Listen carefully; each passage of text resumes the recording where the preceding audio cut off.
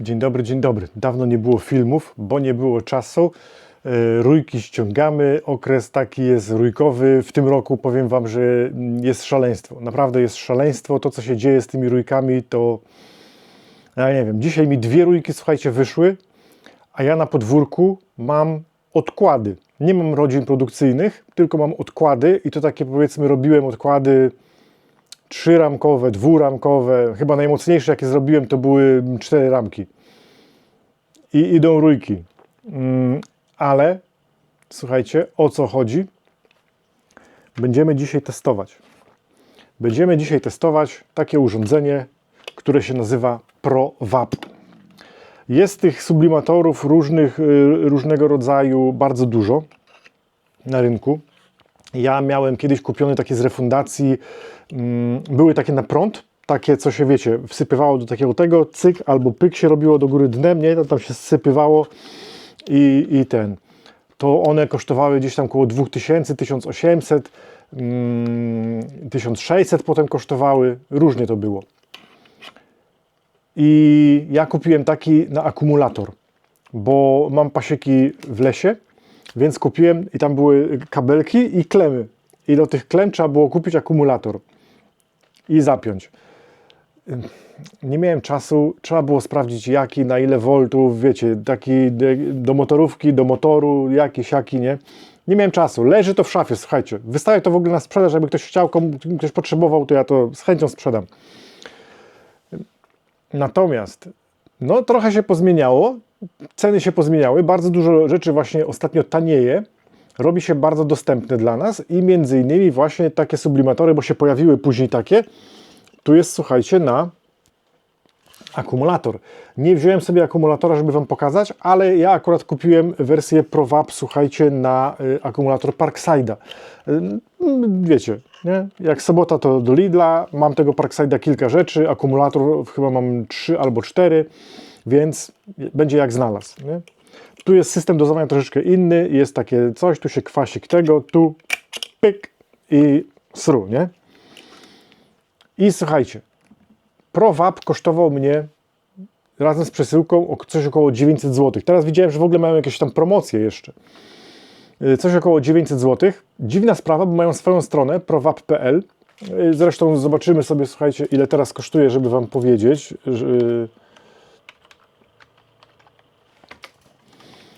Żeby nie było.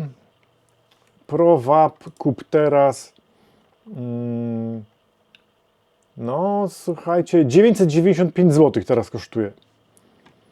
A jakieś Easy kosztuje 1190. Czyli troszkę jest droższy chyba niż jak ja kupiłem. Bo ja kupowałem za 800 coś plus tam transport chyba było właśnie 900 coś. Chyba, że czekajcie, chyba, że jest tutaj transport w gratisie. Zaraz dodam do koszyka i zobaczymy.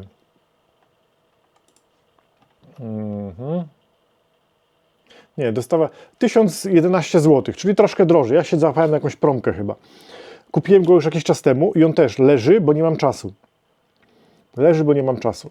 Ale robiłem właśnie odkłady, takie 2-ramkowe, 3-ramkowe generalnie. Jeden był chyba 4-ramkowy, bo już chciałem po prostu rodzinę do jednego korpusu zjechać. I mi ta jedna ramka tak po prostu wziąłem, nie? Żeby było. I już się wygryzł czerw. Są młode matki jednodniówki, które tam się unasieniają. Podejrzewam, że jeszcze nie są unasienione, bo pogody po prostu nie było. Dzisiaj był pierwszy dzień taki troszeczkę cieplejszy, bo tak to było zimno, lało i w ogóle. I jest teraz rewelacyjny moment właśnie, żeby te rodziny, słuchajcie, potraktować kwasikiem. Więc tak to zrobimy właśnie dzisiaj, że zrobimy to. Mam kwasik z biomusa, słuchajcie, dostałem jakby do tego, zresztą mam w sklepie. I co Wam chcę pokazać? Bo co ważne, słuchajcie, co ważne, bezpieczeństwo hamuje pracę. Naprawdę, ja się któregoś roku nawdychałem Apiwarolu, była taka totalnie bezwietrzna pogoda, że to, wiecie, takie powietrze stało dosłownie, tak ciepło, parno, było duszno i tak stało. I ja tą tableteczkę i te opary, tak wiecie, dym szedł i tak stał na pasiece. Słuchajcie, objawy miałem po prostu silnego zatrucia. dostałem takich drgawek, takich zimno mi było przeraźliwe. Myślałem, że to jakaś grypa idzie. Kości mnie bolały, mięśnie mnie bolały, wszystko mnie bolało. Ja mówię, kurde, przewiało mnie. Wiecie, trochę się upociłem, plecy upocone, czasami gdzieś tam tak jest, nie? Upocimy się, zawieje nas, zamiecie nas i po prostu, nie? I do łóżka idziemy chorzy na jakąś tam grypę czy inną rzecz. Ale tutaj mówię, kurde, jak mnie zaczęło trząchać, ale tak mnie po prostu trzęsło, że ja, wiecie, nie mogłem się opanować. Takie drgawki miałem. I chciałem po pogotowie dzwonić. I dopiero potem, słuchajcie, zasnąłem, bo mnie tak żona przytuliła, tak położyła się ze mną w łóżku, tego ja zasnąłem. Obudziłem się tam pierwsza, druga w nocy, już było w miarę normalnie, w miarę dobrze. Bardzo się źle czułem, bardzo mnie głowa bolała. Głowa to mnie bolała, słuchajcie, przez 3 dni później. I dopiero następnego dnia Aga mówi, słuchaj, przecież to jest po tym Apiwarolu. To musi być po tym Apiwarolu, bo to się tego nawąchałeś, bo to właśnie, wiecie, nie było zabezpieczenia. Bo po co? Więc teraz, słuchajcie, do kwasu maska pełnotwarzowa, słuchajcie, bo są takie maski tutaj na twarz, tylko takie. Ja taką mam.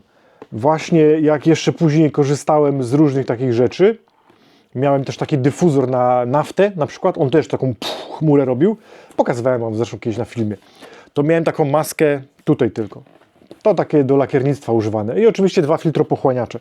Natomiast jeżeli chodzi, słuchajcie, o pary kwasu szczawiowego, dobrze by było mieć pełnotwarzową, bo mamy śluzówki. Mamy tutaj oczko, powieka, nosek, nie? Ogólnie wiecie, uszko, różne rzeczy mogą tam trafić, nie? Więc jednak dobrze, żebyśmy sobie oczy zabezpieczyli. Maska. I maska jest, słuchajcie, nie aż taka ważna. To jest akurat 6800 z 3M. Dam wam linki. Jak ktoś jest odważny, słuchajcie, to pod spodem w opisie filmu będą linki, bo takie maski są na tych portalach u My Friendów. Są o wiele tańsze niż jakby u nas na Allegro, bo niestety, kupując na Allegro, słuchajcie, nie mamy pewności, że my tak naprawdę nie kupujemy takiego samego Chińczyka z AliExpress. Kiedyś to było tak. Słuchajcie, na Allegro jak się weszło na przykład i takie maski były, nie?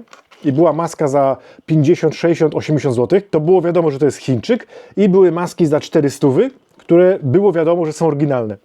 A teraz, słuchajcie, jest tak, że ludzie importują te właśnie tanizny za 5-6 dyszek, a sprzedają za 5-6 stówek i ty nie wiesz, czy to jest ten.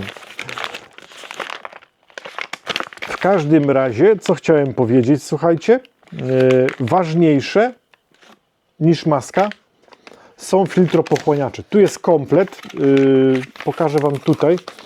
To oznaczenie tutaj, tu jest najważniejsze. Ja mam takie ABEK2 P3 i R jeszcze plus tam form. Na dobrą sprawę, jeżeli będziecie, to jest 3M o numerze 6099, jakbyście szukali. Taka maska, znaczy nie, odwrotnie, taka maska i takie filtry z pochłaniaczami, słuchajcie, zapewnią nam bezpieczeństwo na pasiece ogólnie. ABEK2 P3, tak, tu jest jeszcze to HG i ten, zapewnia na wszystkie substancje, które są stosowane w pszczelarstwie. Można by kupić troszkę tańszą ABEK1 P2 na przykład, ale radzę wam właśnie kupować pełny ABEK z P, nie, z pochłaniaczem tym. Słuchajcie, ja sobie to wykoncypowałem tak, zresztą do tego namówiła mnie żona. No one tracą też jakby, wiadomo, nie, że to jest, można powiedzieć, rzecz jednorazowa. To się kupuje na jeden sezon. W przyszłym sezonie, w przyszłym roku będę musiał kupić nowe, tak? O ile maska, jeżeli powiedzmy gumy nie sparcieją, szybka się nie porysuje i tak dalej, to będzie spoko, to filtropochłaniacze trzeba kupić nowe, nie? Ale jest to nasze zdrowie i życie i myślę, że warto się zabezpieczyć i być pewnym, że wszystko będzie ok. Czekajcie, bo żeby było dokładnie, żebyście wiedzieli, za ile takie rzeczy się kupuje.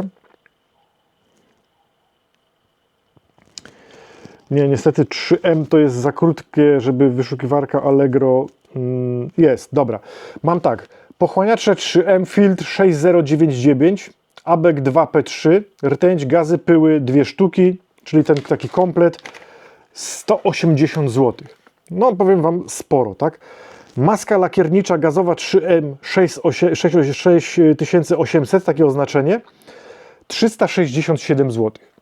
Tyle mnie to kosztowało, więc no 5 stówek nie moje, ale mówię wam, po tamtym Apiwarolu, którego się nawdychałem, nigdy więcej. Nigdy więcej. Mówię, na Allegro jest drogo, na AliExpressie jest taniej. Dam wam linki, jak ktoś uważa, że na przykład, wiecie, to jest Chińczyk, za którego ja tyle dałem. Nie wiem, prawdopodobnie, wiecie, to jest tak. Często te same fabryki produkują i jakby Chińczyka i oryginał, nie? Gdzieś tam wyciekło. Gdzieś tam wiecie, o co chodzi, nie? Bo takie, wiecie, woreczki z napisem 3M to każdy sobie może zrobić, nie? Tu też jest niby 3M, bo na przykład na Ali zauważyłem, że niektóre maski nie mają tutaj logo, tu jest płasko, nie? Albo mają troszeczkę inne te dzióbki. I zauważyłem na przykład na Allegro jedna aukcja i to się cieszę, że była oznaczona, bo sprzedawca napisał maska w typie 3M, czyli ogólnie typ jest podobny, uchwyt prawdopodobnie do filtrów jest kompatybilny z 3M, ale napisał w aukcji, jeżeli będziecie szukali właśnie na Allegro, to zobaczycie, że jest w typie 3M. Więc tak to wygląda, taką maseczkę sobie kupiłem, filtropochłaniacze, słuchajcie, provap.pl za 1000. Kwasik, tylko tak, już widzę pewien problem. Nie? Widzicie? Kwas jest dotąd, nie? Nie za bardzo. Ale sobie tutaj mam taki mały słoiczek niski na drobniaczki różnego rodzaju. Więc drobniaczkę sobie przerzucę gdzieś indziej, a kwasiku sobie nasypię do tego niskiego słoiczka, żeby upchać tutaj w tym. Nie ma tutaj, słuchajcie, przynajmniej ja nie widzę, nie ma tutaj na tym, nie ma żadnej dozy, bo ja widziałem, że niektóre mają taki wykrój tutaj z boku, gdzie ten tłoczek odchodzi i tam można sobie ustawić 1 gram, 2 gramy, nie? Tutaj tego, słuchajcie, nie ma. Nie widzę tutaj żadnej tej, więc trzeba będzie to dobrać na oko.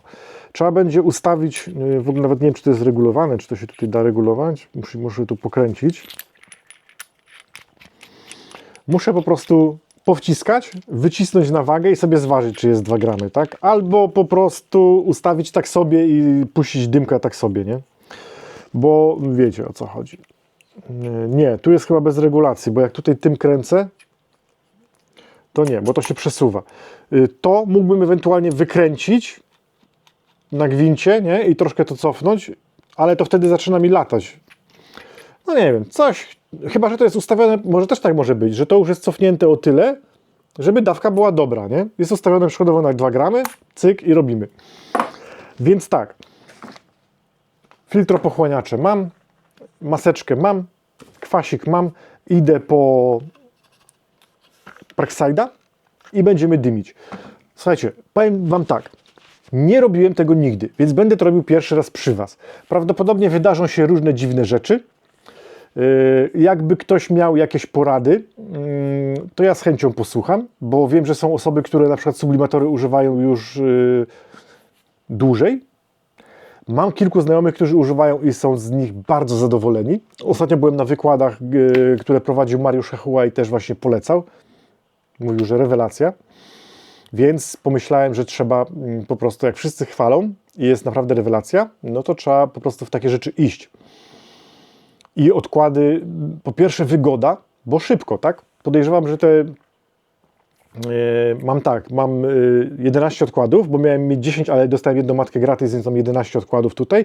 I mam 2 rójki, które też odymię, bo tam jeszcze też nie będzie, jedna była zebrana 2 czy 3 dni temu, a druga była zebrana dzisiaj. To tam jeszcze też nie ma czerwiu zasklepionego, więc spokojnie machniemy dymek. No i ten ul okrągły, wiecie o co chodzi, tam też trzeba dyma puścić. Zabieramy się do roboty, słuchajcie, i zobaczymy co i jak. Niestety w odkładach mam odkładówki Burnata. Tam jest stała dennica, nie ma jak tam dać kartki diagnostycznej. Mam taki plan, że odymię, ale to już nie dzisiaj, bo dzisiaj to już widzę, że się tak, wiecie, ciemno się zaczyna robić, więc nie dzisiaj. Puścimy sobie dymka w normalne rodziny, które tutaj mam. Znaczy rodziny, to już nie są rodziny, bo to jakby rodzina została tak podzielona, że już jest odkładem, można powiedzieć, tak? Ale tam mam dennice higieniczne, damy sobie wkładkę, puścimy dymka i zobaczymy, czy to w ogóle daje coś, czy to nie daje, jak to opada i tak dalej. Coś tam sobie, wiecie, poddiagnozujemy, ale to nie w tym filmie. Dzisiaj będzie krótko i na temat. Idziemy, sprawdzamy, jak to działa, sprawdzamy, jak maseczka działa. Jutro zobaczymy, czy przeżyję, będzie mnie głowa bolała, czy się nawdycham, czy nie. I ogarniemy temat.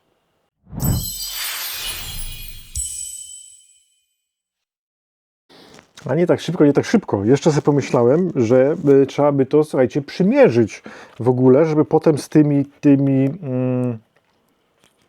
jak to jest? A, tu się tu się ciągnie i są takie zęby takie, które się zaczepiają jak trytytka mniej więcej. Wiecie, o co chodzi. Trzeba tutaj sobie przymierzyć. No na razie, jak widzicie, jest dość luźna. Jak ją tak przycisnę do twarzy, to się fajnie dopasowywuje. Tylko czekajcie, może najpierw tak. Może najpierw każdą po trochę, żeby to mniej więcej równo naciągnąć. Żeby nie było tak, że sobie ją krzywo zrobię, że będzie na przykład przesunięta. Nie, powiem wam, że już czuję już czuję, że mi bardzo ładnie dolega do twarzy.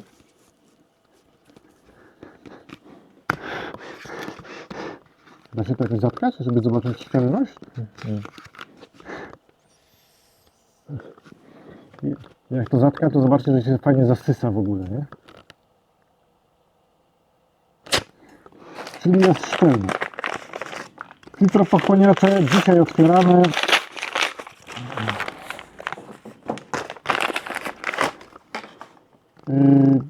Tu macie ten 6099 i ja kiedyś jak kupowałem te filtropochłaniacze do tamtej... Czekajcie, bo nie będzie mnie w ogóle słychać. Jak kupowałem filtropochłaniacze do tamtej starej maski, to się dowiedziałem, bo nie wiedziałem, że te kolory tutaj są istotne. Czekajcie, jak to powinno być? Myślałem, że...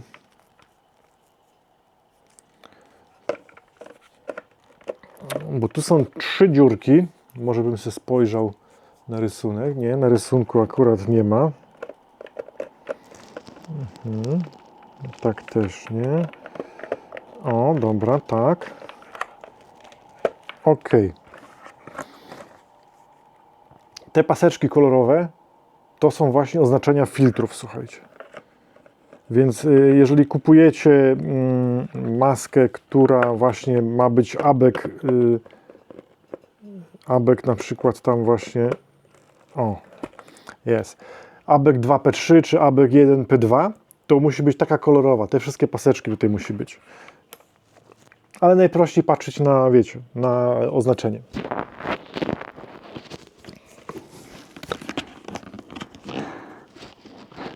No, nie no, myślę, że jest całkiem spoko. Jeszcze tutaj tu od brody. No i powiem wam, że jest całkiem nieźle. Jest całkiem nieźle. Lecimy na Szczecin, jak to się mówi. No i okej. Jesteśmy. Włączyłem. Jest ustawione na 233 stopnie. To jest problem, że ja sobie nie spojrzałem, na jaką temperaturę to ma być ustawione.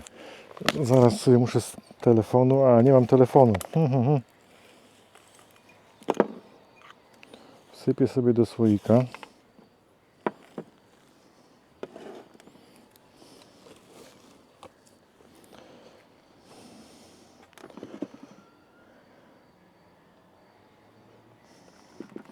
Wsypię sobie do słoiczka. To się tutaj będzie nagrzewało.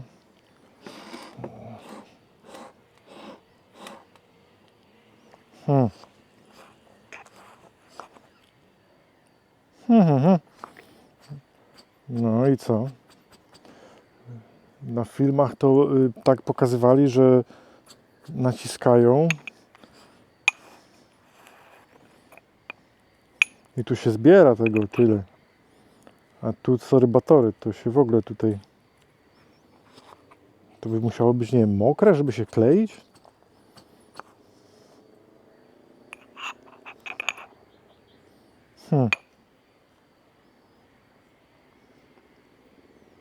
No, powiem Wam, że przyszedłem na pasiekę zastosować zabieg, a tu się okazuje, że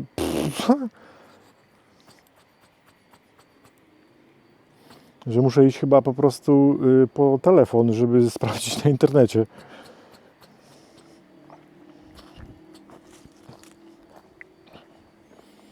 Nie? Powinno się napychać i tu się zbierać w tym, a tu się nic nie zbiera. Tak też nawet nie nabiorę, żeby wiecie, tak sypnąć jakoś, bo się wysypuje.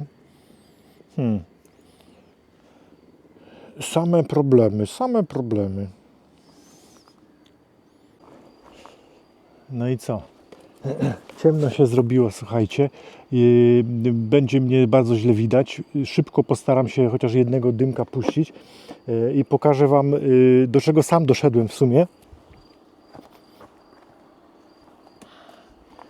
Bo wcześniej tego kwasu miałem nasypane w słoiczku mniej, tak? I on się tutaj nie chciał jakby ubijać, nie? Doszedłem do tego, że jak naciskałem, to ta warstwa w słoiczku była za mała, żeby go tak mocno, wiecie, tutaj skompresować i on po prostu się wysypywał, bo jest taki dość sypki. Teraz nasypałem sobie do pełna słoiczka i zobaczcie, jak wezmę sobie tak wcisnę, nie? I porządnie nacisnę, o, to proszę bardzo. Jest tutaj daweczka i nie wypada. Wcześniej wypadało to, bo po prostu było za mało. Czyli ten pojemniczek musi być dość wysoki. Taki. No i teraz będzie ok. I teraz maseczka na ryjka.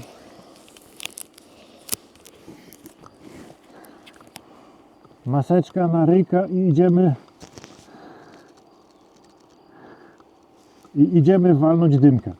Urządzenie zobaczyłem tam na filmie, że 230 stopni miało być. Nie wiem, czemu moje jest ustawione na 233. Zmniejszę na 230. Tak. Na razie czego wziąłem sobie rękawiczki, wziąłem jednorazówki z Sontexa, takie jak używam normalnie przy pracy przy pszczołach, ale ubrałem się w kombinezon, w spodnie. Spodnie sobie wziąłem i bluzę pszczelarską na razie czego, bo ja nie wiem, słuchajcie, pierwszy raz to robię, więc ja nie jestem pewien, czy one tu na przykład nerwicy nie dostaną i mi zaraz, wiecie, nie wyskoczą, żeby mnie tutaj zaatakować. Więc przezorny, zabezpieczony. Dobra. Tutaj to troszkę pociągnę. No maseczka, powiem Wam, trzyma się. To się musi z powrotem nagrzać, bo odłączyłem akumulator, to zgasło. Będę to odyniał z wylotu. Mariusz mówił, że od góry i on zresztą pokazywał na filmie kiedyś taką fajną rozwiązanie, taką specjalną wkładkę, którą on wsuwa pomiędzy dwa korpusy, żeby unieść do góry. No dobra. Urządzenie stuka, czyli ten termostat jakby osiągnął temperaturę odpowiednią i się wyłącza, jak się nagrzeje.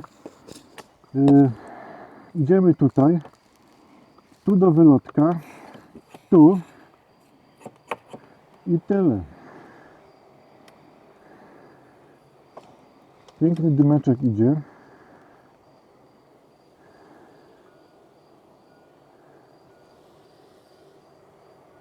Powiem Wam, że zauważam jedną rzecz, że pszczoły nie ma takiego efektu jak przy Apiwarolu. Przy Apiwarolu, jak się zapalało tabletkę, to pszczoły bardzo szybko zaczynały wentylować, takie wiecie, się robiło, nie? Tutaj tego nie ma. Dobra, mam wrażenie, że to już się zrobiło w tym ulu.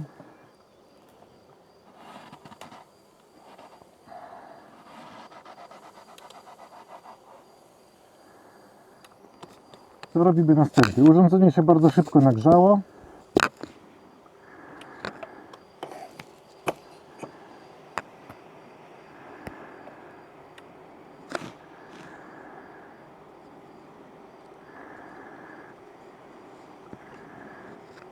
I tutaj z tego co pamiętam, co mówił Mariusz na wykładach ostatnich, żeśmy byli w Jurzy, to tu jest o tyle plus, że nie trzeba, słuchajcie, zamykać, zatykać, tak? Przy Apiwarolu jest taka opcja, że musimy to zamknąć, nie? Zapchać jakąś tam gumką czy czymś tam, nie? I tam przez pół godziny musi być ust zamknięty, żeby one w tym sosie się tam, że tak powiem, nie?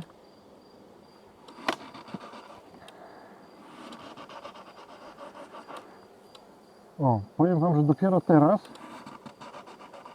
dopiero teraz słychać bzyczenie w ulu, że coś tam zajarzyły. Tutaj muszę uważać, bo mam plastikowe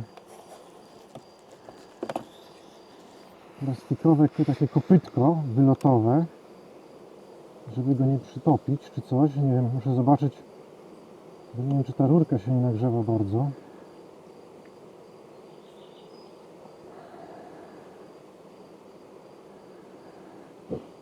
No powiem wam, że bardzo wygodne to jest. Bardzo wygodne to jest. Jak widzicie, szybciutko. Jakbym miał dwa takie te dozowniczki i ktoś by mi na przykład w międzyczasie to jeszcze nabijał, nie? Ja to robię przez wylotek, więc muszę to trzymać. U Mariusza na filmie jest taki specjalny właśnie, możecie zobaczyć u niego. Jest tak, a nie, bo on to chyba na wykładach, chyba na filmie tego nie ma. Na wykładach chyba to pokazywał. Jest taka rama z takim jakby otworkiem. Podnosi się czy korpusy, czy na przykład powałkę. Tutaj idzie jedno, tu idzie drugie. Rozszerza nam te korpusy, a tu jest takie z taką dziurą, gdzie wkłada sublimator i robi sublimację. Ktoś tam pisał na internecie, że musi być sublimacja od góry, no bo kwas jest cięższy, opada w dół i tak dalej. Słuchajcie, jak to idzie takie wycie, nie? To nieważne czy od góry, czy od dołu, to i tak dochodzi do każdej szczeliny po prostu w ulu. To nie ma problemu najmniejszego.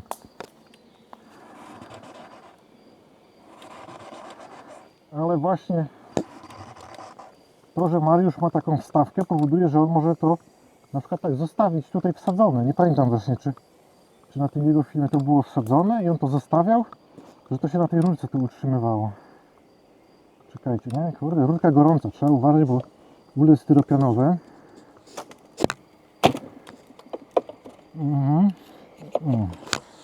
Już się troszkę sprężynka podytkała.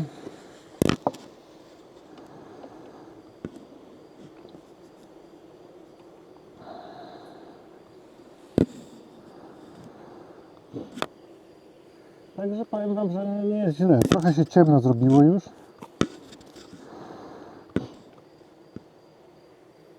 Ale jak widzicie, sprawa idzie dość szybko. Ja też nie mam wyczucia, jakby nie wiem jak długo to się wypala ten jakby kwas tak naprawdę. Kiedy jest tak główna taka, że tak powiem, fala, a kiedy ja już trzymam to całkiem niepotrzebnie.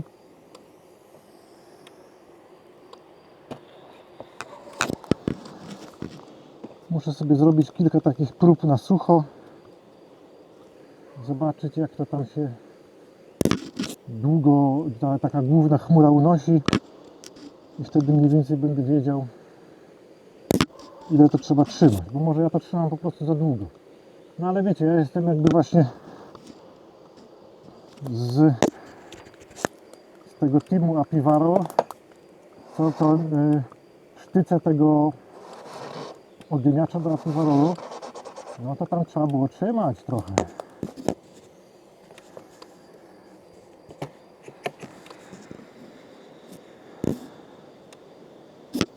Powiem wam, że w masce nic nie czuję. Nie czuję żadnego zapachu, żadnego smrodu czy coś. Przy oddymianiu Apiwarolem było od razu wiadomo, że maska na przykład jest nieszczelna. Albo że filtropochłaniacze właśnie się zużyły. Bo to było taki charakterystyczny zapach czuć.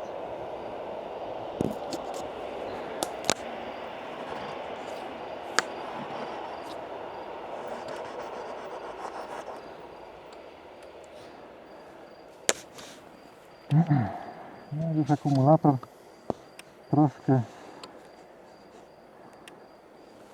jest ten, nie wiem czy będzie widać. Już tylko jedna kreseczka mi została, czyli się prawie cały wyczerpał. Ja też nie wiem na dobrą sprawę, na ile on był naładowany, bo wziąłem go z wkrętarki, więc on nie był 100%. No ale widzicie, tutaj raz, dwa, trzy, 4, 5, 6, 7, 8 uli poszło. Mówię, nie wiem w jakim on był stanie, bo nie sprawdziłem, nie pomyślałem, żeby sprawdzić, widzicie, moja wina. Dobra, lecimy na drugą stronę. Kompletnie nie wiem, czy mnie będzie widać, bo już jest tak ciemno, że nawet nie widzę nic w tym ekraniku. Tutaj kurde pszczoły na wylotku siedzą. No ale musimy im kurację zafundować. Niestety muszę je tutaj troszkę się jakoś tak z boczku może dostać.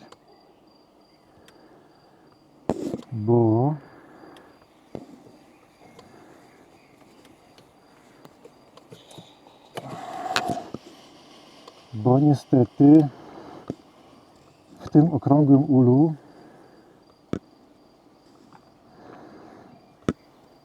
no, pszczoły będą miały najgorzej jakby, nie? Bo to nie jest normalny ul, tu nie można zrobić normalnego przeglądu, nie można zareagować wcześniej, więc tutaj trzeba będzie uważać właśnie.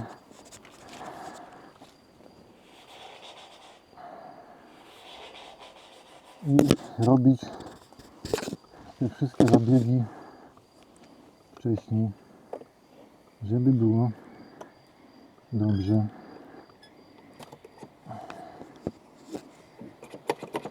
Trochę się tutaj już ta sprężynka zatyka od tego kwasu.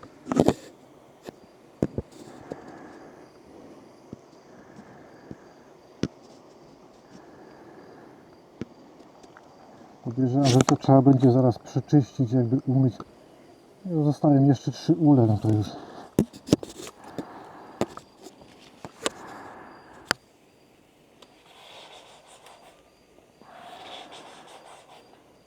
Tak, zdecydowanie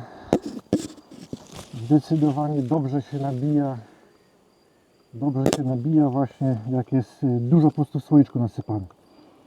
Bo trafiłem właśnie na dużo komentarzy też, że ludzie tam pisali, czemu się nie ten. Niektórzy tam mówili, żeby zostawić kwas otwarty, żeby się troszeczkę jakby zwilgotniał. Wtedy się jakby sklejał, brydlił i tak dalej. Ale inne osoby pisały, że pod żadnym pozorem, bo to wpływa na sam proces. Że ten kwas ma być właśnie suchy.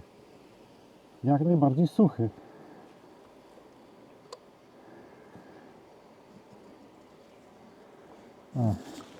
Dobra, koniec, zdech akumulator. Muszę iść po drugi, bo jeszcze mam 2 ule do dokończenia. A tu już się wyczerpało.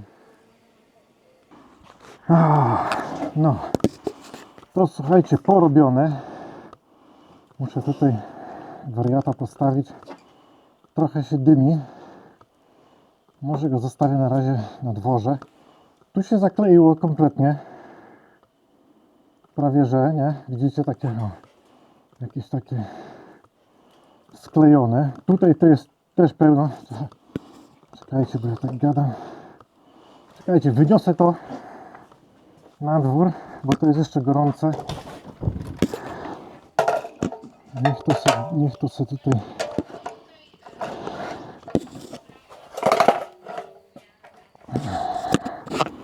niech to sobie dymi tu na dworze, żeby mi tutaj nie nadymiło. Do słoiczka muszę wziąć zakręteczkę i zakręcić. Powiem wam, że maska bardzo fajna. Wszystko fajnie, dokładnie widać. Rękawiczki. Jednorazówki Santexa, ja polecam. Naprawdę super fajna sprawa.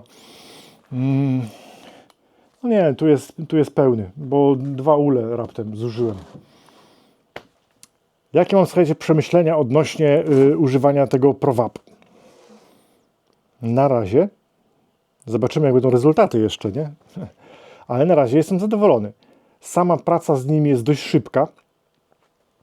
troszkę się ta sprężynka tam zacina po kolei. Ja czyli tu podejrzewam, że no, nie oszukamy jakby rozszerzalności cieplnej i pewne rzeczy pod temperaturą się po prostu rozszerzają i tyle.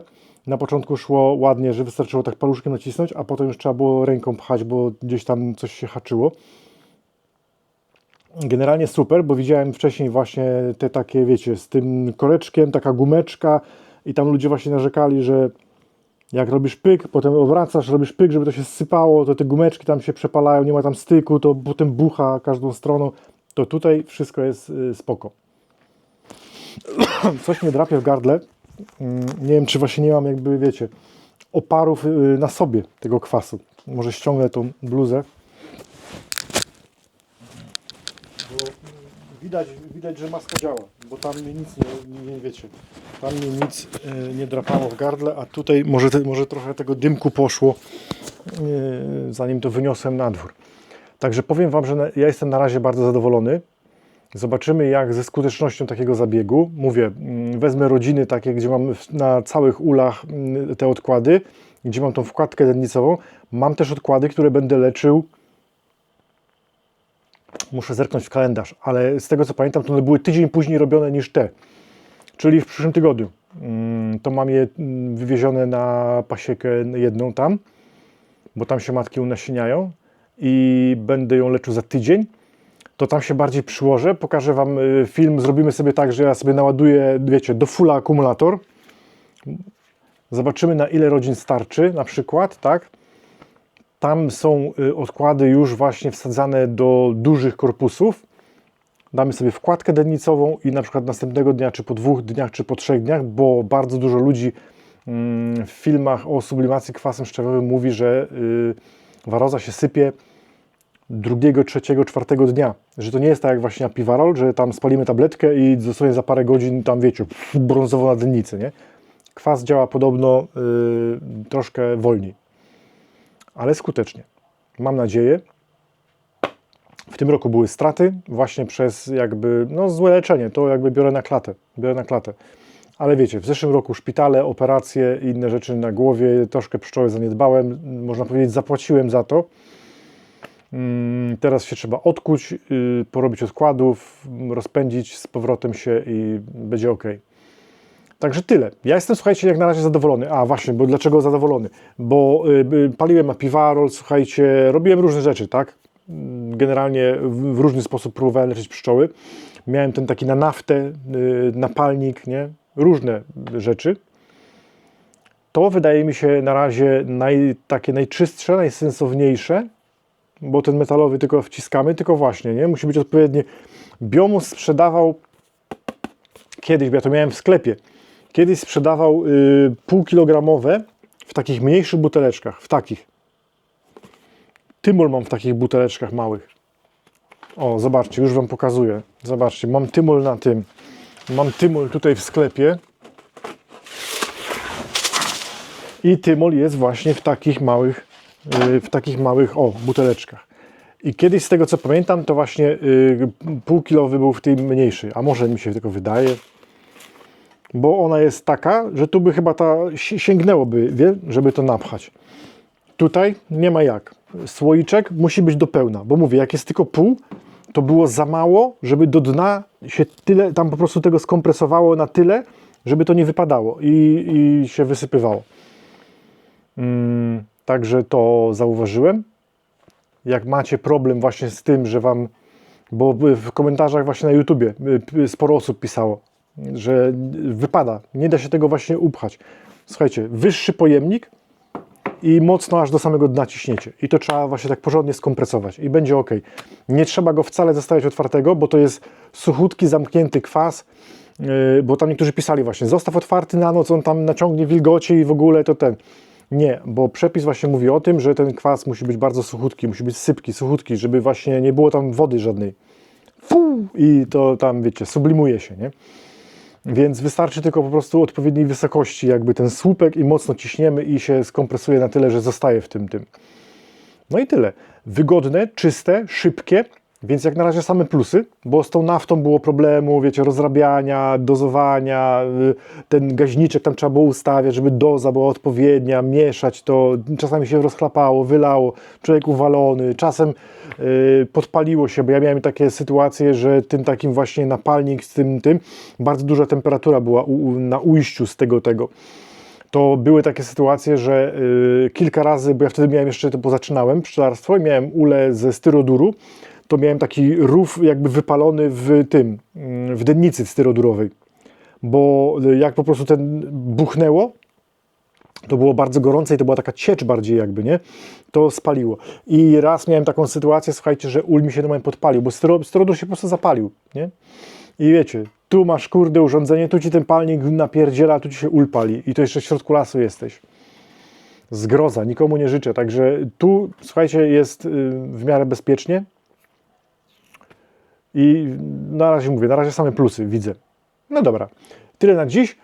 Pokombinujemy sobie, jak macie jakieś uwagi albo jakieś takie porady, bo na przykład stosujecie kwas od dawna, to możecie napisać. Od razu mam pytanie na przykład do ludzi też, którzy używają na przykład takich filtropochłaniaczy. Nie wiem, na lakierni na przykład pracujecie i tak dalej, to powiedzcie mi, bo nie wiem, czy na przykład zostawiać go przykręconego do maski, bo ta maska ma tutaj takie zaworki, nie? Że to leci w jedną stronę. Więc czy na przykład zostawiać je przykręcone do maski, tylko maskę schować, czy na przykład je odkręcać i do tego wora chować, żeby były szczelne i tak dalej, żeby na dłużej starczyło. To możecie dać znać, bo na tym to się akurat nie znam. No i co, słuchajcie, super fajnie. Mam też pewną sprawę, jak przebrnęliście przez moje filmy do końca, bo nie wszystkich musi sublimacja interesować. Mam taki pomysł w ogóle na filmy, które nie są o pszczelarstwie na kanale. Myślałem, żeby otworzyć inny kanał, ale z drugiej strony sobie myślę, że to jest bez sensu. Otwierać nowy kanał i od nowa obserwujących, wiecie o co chodzi, nie? I kurde, nie wiem. Bo są fajne tematy o vibe codingu, bo mnie to strasznie wciągnęło i mam na tym polu dość duże sukcesy, przynajmniej ja tak uważam.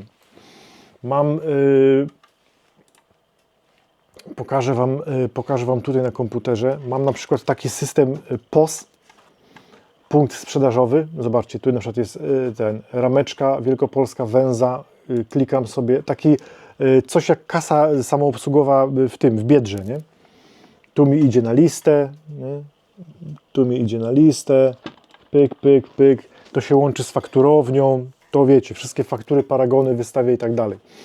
I mam taki sobie, jak go nazwałem, tamten się nazywa Poseidon, a tu mam taki drugi, co się nazywa Hub, czyli Hubercik. I Hubercik to jest, słuchajcie, takie jak baselinker. Jak widzicie, tutaj mam, czekajcie, nie mogę, bo jeszcze, kurde, zaraz ktoś się spulta, że dane, ale muszę zasłonić potem, albo wyciąć ten kawałek w produkcji, bo akurat pokazałem zamówienie i tam jest imię, nazwisko osoby, która zakupiła, ale tu na przykład Wam pokażę tu mam na przykład listę produktów, nie? Albo na przykład tu mam wystawianie oferty, które mam wystawione i tak dalej. Słuchajcie, no baselinker po prostu, tylko darmowy, nie muszę płacić abonamentu. Na razie kosztowało mnie to, bo robię to mniej więcej miesiąc, kosztowało mnie to abonament na clouda, nie? Czyli $90 mnie to kosztowało, jednorazowo.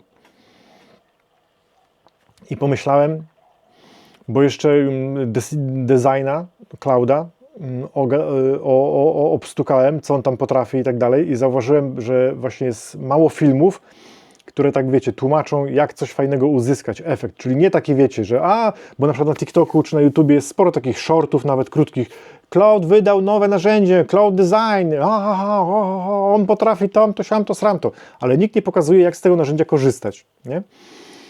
Albo jest mało takich filmów, więc ja sobie pomyślałem, że fajnie byłoby na przykład zrobić właśnie taką playlistę, znaczy myślałem w ogóle o nowym kanale właśnie, wiecie, tam by oglądali programiści, tam by oglądali tego typu rzeczy, ale tak sobie myślę, kurde, znowu robić nową playlistę dla nowych ludzi, nowe wiecie, nie? Nie chce mi się, kurde.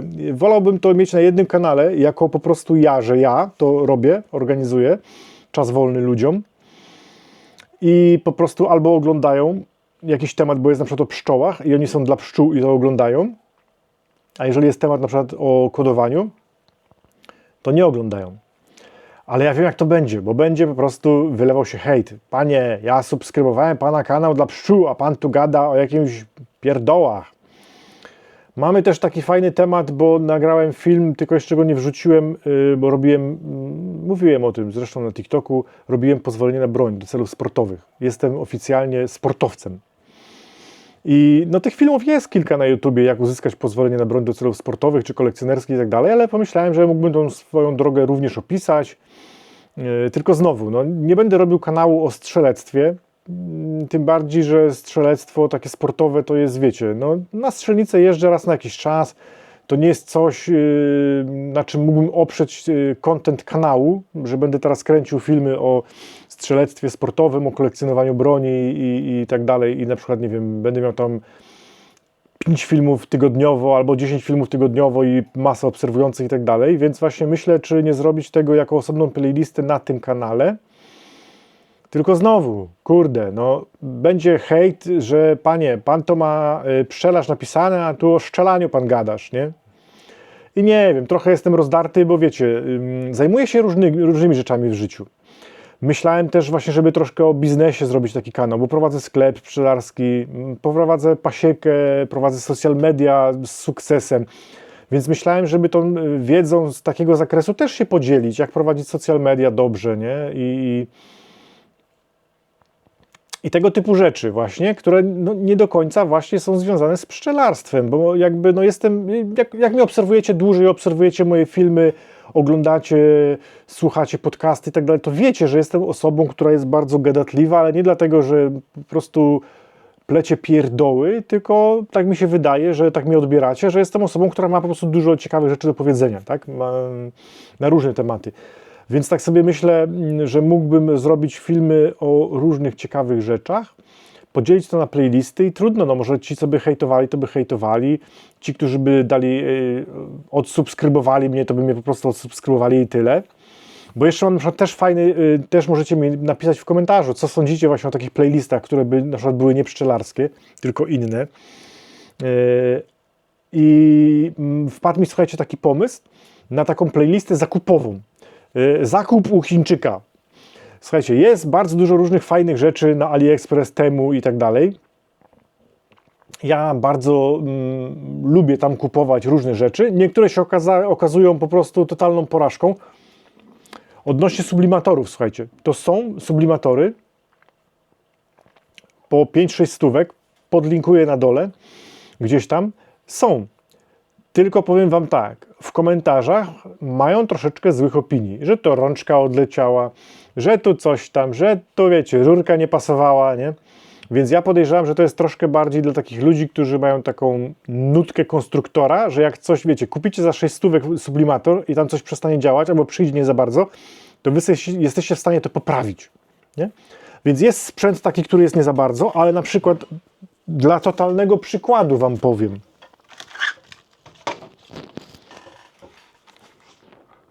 Urządzenie do wtapiania węzy, słuchajcie. Nie? Za parę groszy, dosłownie z regulacją, tutaj jest regulacja, za parę groszy można to kupić na AliExpressie. Ja to mam, wtapiam tym węzę, jestem z tego bardzo zadowolony. Uważam, że to jest mój najlepszy zakup, słuchajcie. Dawniej korzystałem z prostownika, takiego zwykłego, potem się spadł mi kiedyś, trafo się tam rozbiło i gdzieś tam się coś urwało, powiedziałem pierdziele. Potem miałem zasilacz do laptopa, gdzieś go posiałem, zgubiłem, nie wiem, żona odłożyła, schowała, wiecie o co chodzi, nie? Nie mogę go znaleźć i kupiłem coś takiego. I mam pomysł właśnie na taką playlistę zakupową, zakupów różnego rodzaju właśnie z AliExpress i Temu, które wam pokażą, co warto kupić, co jest właśnie fajnym sprzętem, a co jest właśnie takie, że nie opłaca się, nie? I nie wiem właśnie, co robić. Jak ktoś mnie tam ogląda i do końca filmu wytrzymał, bo wiem, że są takie osoby, które mnie oglądają naprawdę do końca, to dajcie znać, co sądzicie właśnie o takich różnych playlistach. No podejrzewam, że akurat playlista zakupowa pszczelarska to by się sprawdziła, ale na przykład, nie? Kupiłem, słuchajcie, na Temu pudełeczko na amunicję, nie? Jest piękny napis, 22LR, słuchajcie, i tutaj wkładamy sobie ten, nie? Przychodzimy na strzelnicę, cyk, cyk, cyryk, cyk, nie? Taka pierdółka taka, nie? Ale już na przykład, słuchajcie, wiecie, jak coś takiego zobaczycie na Temu, to wiecie, czy warto coś takiego kupić. To jest, słuchajcie, drukowane 3D. Ja wam powiem, że oni mają super fajne drukarki 3D, bo tylko na dole tutaj jakby widać te takie paski z druku 3D. A słuchajcie, zobaczcie tutaj, jaka to jest w ogóle faktura tutaj. To są takie te porobione, rewelacyjne.